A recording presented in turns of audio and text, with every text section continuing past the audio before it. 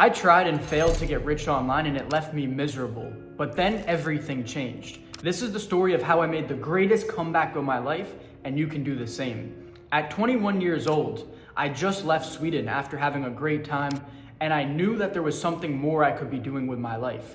Up until this point, I just worked sales careers, would make some good money, and then go and enjoy it. So I left Sweden after having partied for quite a bit, been with some girls, and decided I need a higher purpose in life, something that I could actually pursue and really feel good about myself and take the next step. So I decided to start an online business. I went back to Florida where my family lives in September, and I decided that I had the next 8 months to build an online business that was gonna make me 10K per month. That was the goal. And the thing is, I failed miserably. For the first 6 months, I didn't take it that serious. I was kind of messing around, going in half-assing it, and I didn't make a single dollar. And this left me really concerned because now at March, I had 2 months left to accomplish my goal. Otherwise, I wouldn't be able to go back to Sweden in June, and I was gonna not be able to do all these things I wanted. I didn't have anywhere near 10K a month, so I was panicking. What I decided to do was go to New York, go to the mountains, go all in on monk mode this time, and that's exactly what I did. So I started scouring the internet, knowing that I wanted to have an online business, and within just a few weeks, I made my first sale for $625, and my first month, I made 8K in profit. So this was one of the biggest accomplishments I've ever had during my life. Like I said, I've worked sales careers and made some good money, but I've never actually started something of my own and had true success with it. So going on to have that accomplishment, and then the week before I left, I made 5K in profit in just a week's time. So this was huge for me. I rode this confidence high that this business gave me for quite some time, and it was so much sweeter knowing that I came from that all-time low, where in March, I was panicking, I was depressed, I was concerned that I wasn't gonna be able to go back to Sweden and do the things I wanted to do. And then I had just gone to that all-time high of making 5K in a week. So this is gonna be everything you need to know on how to make the greatest comeback of your life so you can do the exact same thing that I went through. So no matter how depressed, low, or whatever situation you're in, you can make a come-up story as well. So we're gonna go into the principles now. There's gonna be 3 main things that I learned from this phase that you need to apply yourself. And the first thing is that success is a game of subtraction. The more things that you can cut out of your life in order to focus on the true thing that you need to accomplish, the more likely you will be successful. It is just as simple as that. So for example, some of the things I had to cut out was, a lot of things. During the start, all I did was pretty much sit in front of the computer, scour the internet, try things, take calls, look at different business models. One of the things I would do is I would interview for sales roles at companies and try and understand their whole process and see if it was something I could replicate. And this is literally how I ended up starting my first successful business, was joining a company, seeing that I could easily replicate their entire thing. And that's what I did, and I started my own, and then boom, within just a week's, I think it took me a week and a half to get that first sale from the second I started the business. So it was just a mindset shift of the only thing I'm gonna focus on from here on out is business. So even the gym took a little bit of a hit. This isn't something that I'd recommend, but I wasn't focusing on the gym as much. My diet was a little bit off.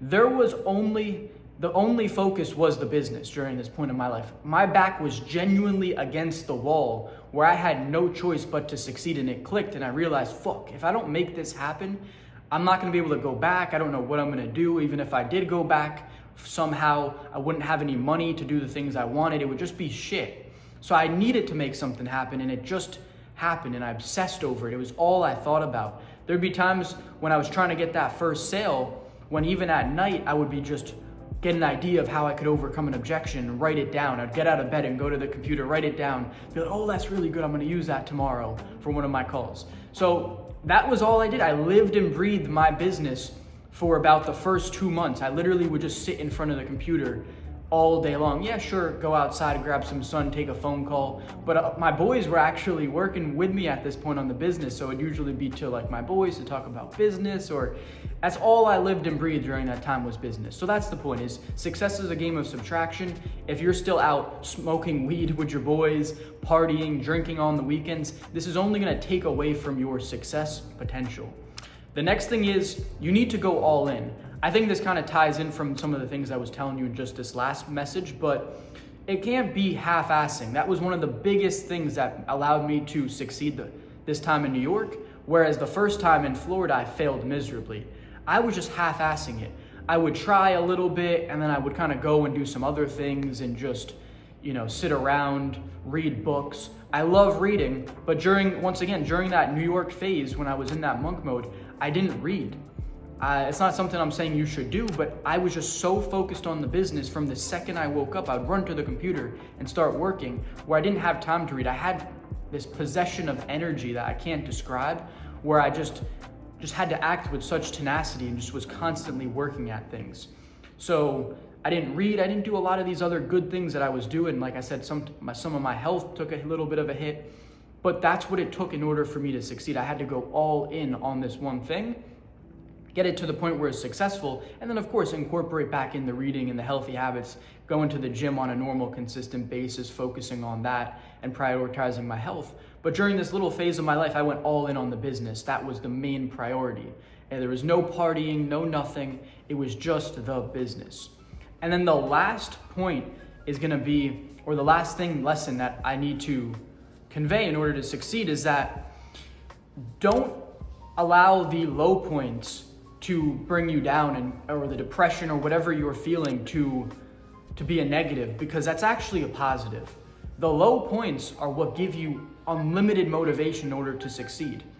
My mentor said this to me once. Let me make sure I quote it correctly. He said, "You haven't felt enough pain in order to act on what I'm giving you," or something along those lines. He was giving me an opportunity and I didn't want to take it. And he said, "You don't realize the amount of pain I went through to get to this point." And that's something that's extremely valuable, is pain, because that breakup that you had, or that low point, failing something like a business or whatever it is, losing your best friend just because, whatever happens, and you, not like dying, but you lose your friend group, whatever, if you're a little bit younger and that's something you're dealing with. These are extremely valuable. The pain that you go through is gonna only build you up. Pain is something that you should not hide from, and you should allow yourself to experience, because the only reason I'm able to be successful and have unlimited discipline and motivation to accomplish my goals is because of all the pain I felt. To tell you a quick side story, I actually tried starting a personal brand 3 years ago, and I did sort of succeed in a way. I got 6,000 TikTok followers in 3 months and about 400 YouTube subscribers during that time. But the thing was, at that point, the only pain I'd felt was the pain of losing or just getting broken up with. So the only pain I wanted to get rid of was that pain of the relationship. It wasn't the pain of succeeding. I hadn't really ever been concerned with making too much money. I wanted it, but it wasn't like I needed it. I didn't really care too much. It was just something that would have been nice. And then I just let that go. I stopped my personal brand. I was still a little bit too insecure. I hadn't had enough life experience to keep that going when I integrated back into society. So I panicked. I kind of made it all private, shut it down, and then went about my life trying to figure out how to make money when I had a gold mine I was sitting on 3 years ago, now that I look back at it. But I had to go through shitty sales careers, terrible jobs, really going to all-time lows to feel that pain of, fuck, this is what the workforce is like. I was sitting on a gold mine back in the day. Now it's like, I'm not doing this because I'm trying to escape the pain of a relationship. Now it's like, fuck, I felt serious pain of, being in shitty ass careers, having to work long hours for minimal pay. And I would never go back to that. So that's where it's like, that pain is a fuel source for you.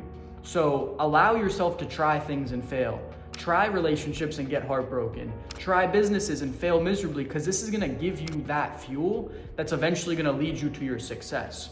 So to recap the 3 points, the 3 lessons is that success is a game of subtraction. The more you can cut out and just focus on your business or whatever it is you're trying to achieve, the better chances you will have of success. The next is that you need to go all in. Whatever it is you're trying to accomplish, that needs to be your main priority. The subconscious mind will actually accept this and, for example, like I was giving you earlier, generate you ideas and thoughts of how to overcome objections before you go to bed. You'll just get ideas when your subconscious mind knows you need to achieve something.